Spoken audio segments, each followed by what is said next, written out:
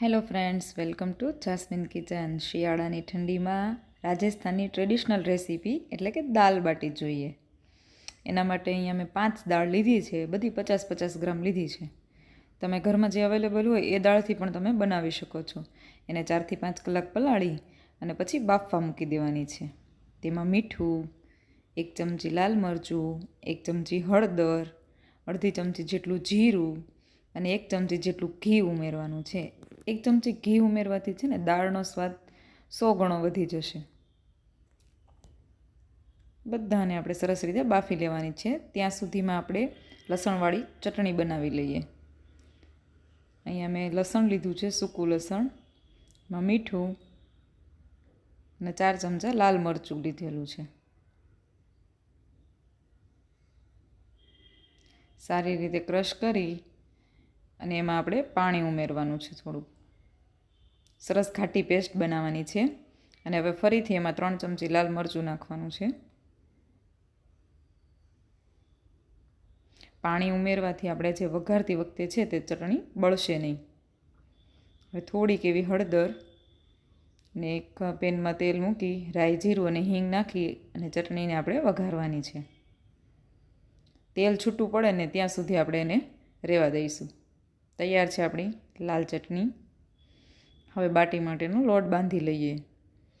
આમાં ઘઉંનો જાડો લોટ, મીઠું, સૂકા ધાણા અધકચરા અને સેજ અજમો, ખાવાનો સોડા, અડધી ચમચી જેટલી હળદર અને 3 મોટા ચમચા જેટલું તેલ એડ કરવાનું છે. મુઠ્ઠી પડતું મોણ આપણે આપવાનું છે અહીંયા, જેથી આપણી બાટી એકદમ ખસ્તા અને પોચી બને. સરસ રીતે મિક્સ કરી અને પાણી ઉમેરતા જઈ અને કઠણ એવો લોટ બાંધવાનો છે આનો.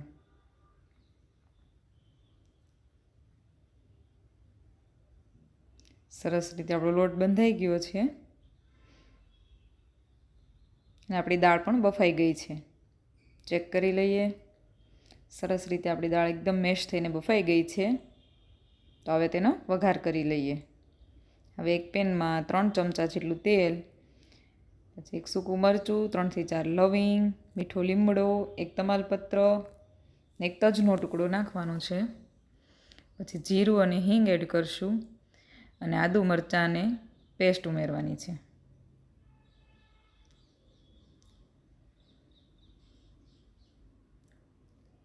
ને પછી આપણે જે લસણની ચટણી બનાવી છે તે આપણે 1 ચમચી જેટલી એડ કરશું ને 1 ઝીણી સમારેલી ડુંગળી એડ કરીએ ને સરસ રીતે સંતળાઈ જાય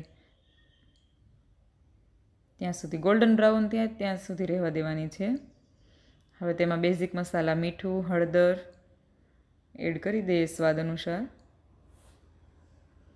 ને ડુંગળી સેજ ગોલ્ડન બ્રાઉન થઈ જાય એટલે આપણે 1 ઝીણું સમારેલું 1 ટામેટું એડ કરવાનું છે.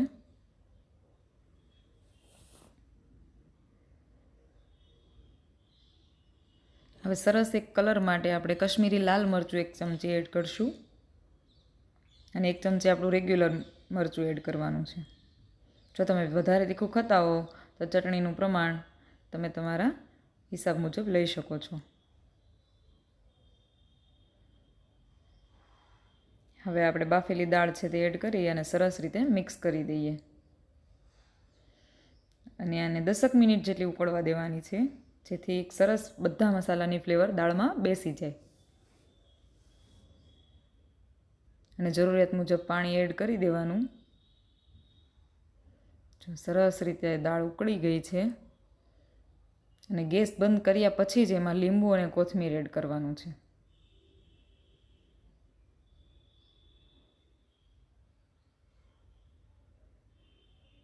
દાળ આપણી બનીને તૈયાર થઈ ગઈ છે. હવે આપણે બાટી બનાવી લઈએ.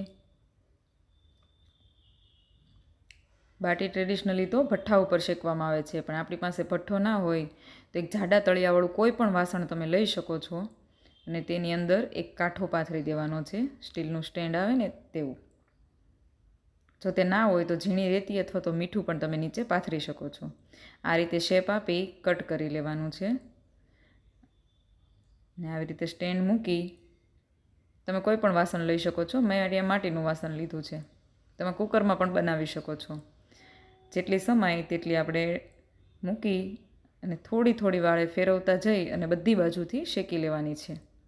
આવી રીતે હળવે હળવો કલર આવી જાય ત્યાં સુધી એને ફેરવી અને શેકી લેવાની છે.